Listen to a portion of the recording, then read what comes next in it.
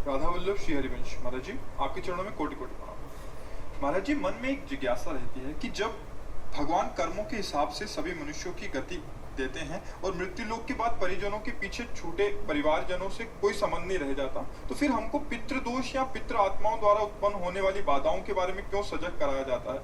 महाराज जी, इस शंका का ये जीवित की बात कर रहे हैं जी। जीवित की। ये हमारी भावना की शुद्धि के लिए है। अब हम जैसे हमारे पिता पधार गए और उनके हम संपत्ति का उपभोग करते, उन्होंने हमारा पालन पोषण किया, उनका हमसे संबंध नहीं, लेकिन हम तो जीवित होकर उनका संबंध मान रहे ना।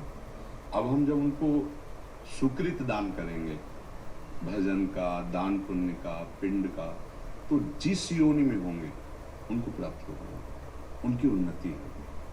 अगर वो किसी कर्म के दंड विभाग में हैं, नरक आदि में, आप यहाँ भजन कर, उनका उत्थान हो जाएगा, उनका मंगल हो जाएगा। वो आपका संबंध नहीं मान रहे, लेकिन आपका संबंध है, आप जीवित हैं।